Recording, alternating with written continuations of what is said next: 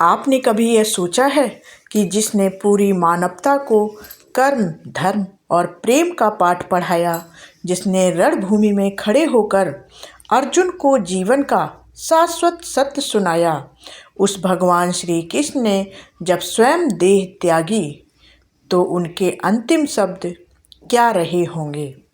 क्या उन शब्दों में भी वही करुणा, वही स्वीकार और वही नियति का गूढ़ रहस्य छिपा था जिसे हम भगवत गीता के माध्यम से जानते हैं? कहा जाता है कि जो जन्म लेता है उसकी मृत्यु निश्चित है, और यही सनातन नियम भगवान के अवतार पर भी लागू होता है। श्री कृष्ण, जिन्हें श्री कृष्ण और भगवान विष्णु के 8वें अवतार के रूप में पूजा जाता है, उन्होंने मानव रूप में जन्म लिया और मानव रूप में ही अपनी लीला का समापन किया। उनके जन्म की कथा जितनी चमत्कारी है, उनकी मृत्यु का प्रसंग उतना ही शांत, रहस्यमय और करुणा से भरा हुआ है। गुजरात के भालका तीर्थ में एक पीपल के वृक्ष के नीचे यह अद्भुत घटना घटी थी। पौराणिक कथाओं और विशेष रूप से श्रीमद् भागवत पुराण में वर्णित है कि श्री कृष्ण वन में विश्राम कर रहे थे। उनकी लीला पूर्ण होने का समय आ चुका था। उसी समय जरा नाम का एक बहेलिया वहाँ से गुजरा। दूर से उसे कृष्ण का पदतल हिरण की आँख जैसा चमकता दिखाई दिया। उसने बिना पहचान किए बाण चला दिया। वह बाण सीधे श्री कृष्ण के दाहिने पैर के अंगूठे में जा लगा।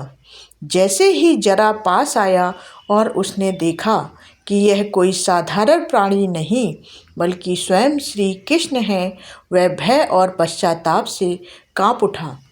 वह रोता हुआ उनके चरणों में गिर पड़ा, स्वयं को अपराधी मानने लगा। लेकिन यहाँ से जो दृश्य प्रारंभ होता है, वही श्री कृष्ण के दिव्य स्वरूप को और भी महान बना देता है। जहाँ एक सामान्य मनुष्य क्रोध या पीड़ा में प्रतिक्रिया देता, वहाँ श्री कृष्ण के मुख पर करुणा थी। उन्होंने जरा से कहा, यह तुम्हारा दोष नहीं है, यह तो होना ही था। डरो मत, दुखी मत हो, यह सब नियति का विधान है। इन शब्दों में ना कोई शिकायत थी, ना पीड़ा, ना प्रतिशोध, केवल स्वीकार, केवल शांति। यही वाक्य उनके अंतिम शब्दों के रूप में प्रचलित है। इन शब्दों के साथ उन्होंने अपनी सांसारिक लीला का समापन किया और देह त्याग दी। उनके अंतिम वचनों में वही भाव झलकता है जो उन्होंने गीता में अर्जुन को समझाया था कि यह शरीर नश्वर है, आत्मा शाश्वत है, और जो कुछ भी घटित होता है वह कर्म और काल के अनुसार होता है। श्री कृष्ण का जीवन केवल उपदेशों तक सीमित नहीं था। उन्होंने अपने अंतिम क्षणों में भी उसी सिद्धांत को जीकर दिखाया। उन्होंने जरा को दोषी नहीं ठहराया बल्कि उसे सांत्वना दी। यही उनके व्यक्तित्व की पराकाष्ठा है। ईश्वर होकर भी विनम्र, आहत होकर भी करुणा में। कथाओं में यह भी उल्लेख मिलता है कि उनकी मृत्यु एक पूर्व जन्म के श्राप से जुड़ी थी।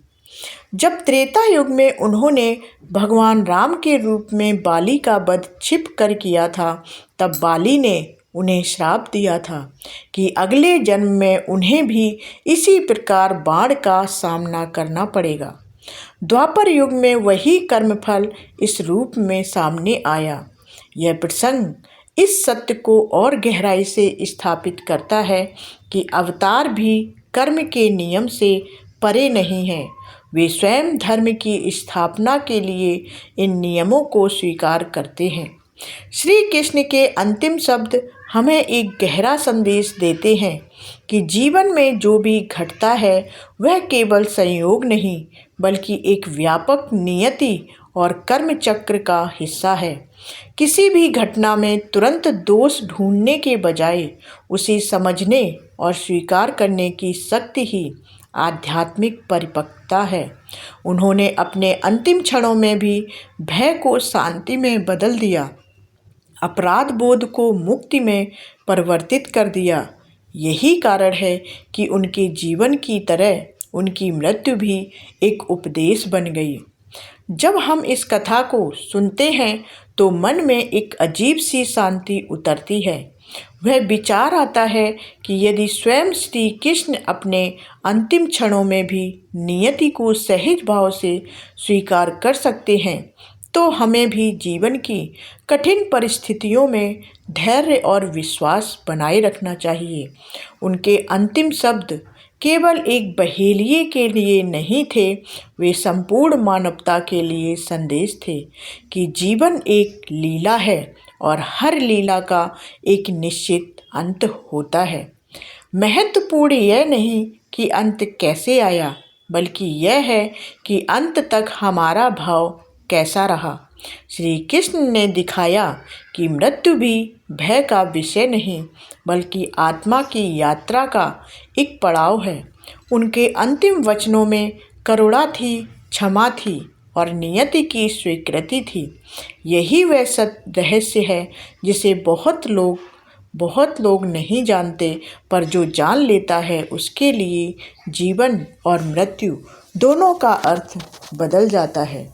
तो ऐसी ही महाभारत के रहस्यों को जानने के लिए मेरे चैनल को सब्सक्राइब कर लें, वीडियो को लाइक करें और जानकारी को शेयर करें।